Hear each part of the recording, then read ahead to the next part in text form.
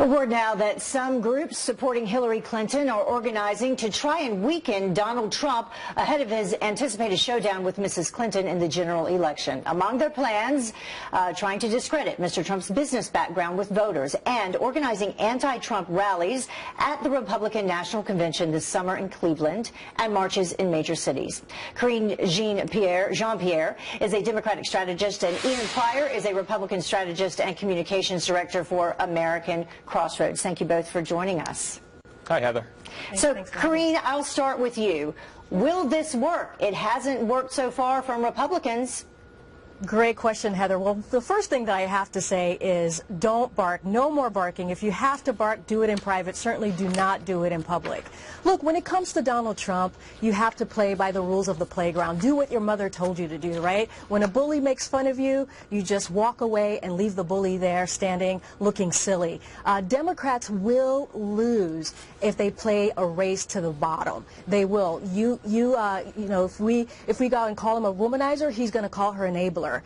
You go and attack his labor practices, he's going to come back and say she's collecting money by warlords. So we just can't do tit for tat at all. So, Ian, why do you think that they're doing this? Because that's actually already happened. They already tried to come after Trump, specifically with women, and he came back even harder.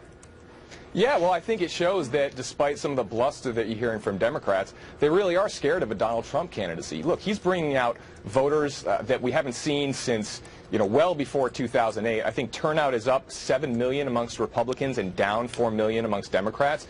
And Hillary Clinton has had a really tough week. And I think they see a vulnerability in Hillary, especially in some of these purple states that may not even have thought to be in play before, like Pennsylvania and Michigan and maybe Wisconsin, where Donald Trump is speaking to working class voters and Hillary Clinton just isn't. So, Karine, you were saying that this would not work, this type of strategy. What type of strategy would work, and do you think that they are really concerned about Donald Trump? Yes, I think we should be concerned about Donald Trump, most definitely, absolutely. Look, he is becoming he's so unpredictable that he's becoming predictable. I think the playbook here is to not play by his rules, and we have to figure out how to ignore him and really talk about the issues, but not play by his rules. And Ian, one of the things that they said they are going to do is talk about the issues, specifically some of his business dealings. Do you think that they actually have some information that they would not have used so far, like they claim? Yeah, well, I really I'm not really sure about that. But what I do see is what issues they're going to talk about. I mean, Hillary Clinton is all over the place on the issues.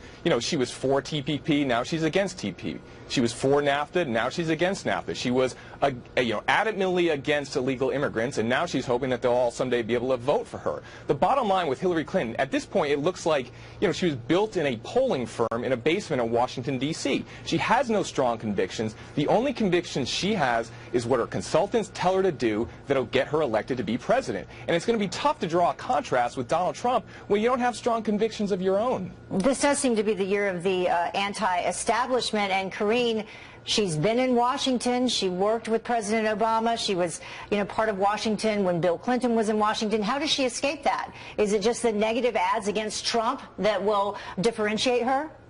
Well, look, the Republicans are also going to be splintered. There was a recent polling that showed likely Republican voters are trying to decide, 800 likely Republican voters are trying to decide whether they're going to vote for, 20% I should say, are trying to decide if they're going to vote for Trump or Hillary Clinton. They're still unclear. And so I think there is an issue there for the Republicans as well as having Trump as their nominee. Yeah, but there are also plenty of Democrats or Republican-leaning Democrats and also independents who are crossing over and considering Trump. An example specifically is the state of Ohio where that happened. So do you think that some of these ads would push some of those voters, specifically independents, which will count heavily in this latest general election? 40% of people claim to be independent. Do you think it would push some of those people in favor of Trump because of the negative ads?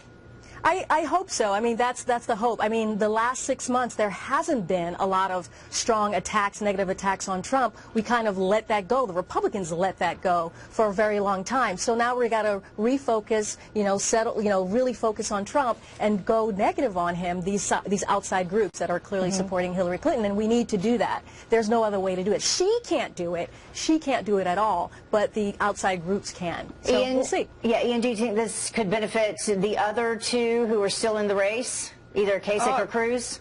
Well, I'm not really sure because thus far, several have tried to attack Trump and all have failed. So I'm not really sure that someone attacking Trump from the left is going to help his opponents in the Republican primary. What I will say is there haven't been a whole lot of negative ads on Hillary Clinton. Bernie Sanders has not laid a glove on Hillary Clinton. He's done soft contrast ads. Think about some of the things she said recently. We're going to put coal companies out of business.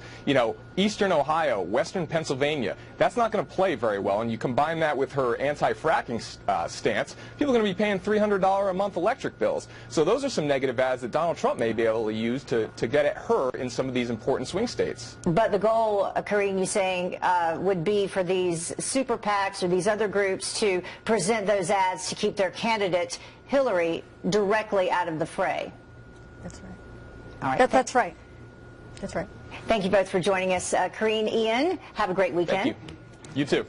And Thank still. you.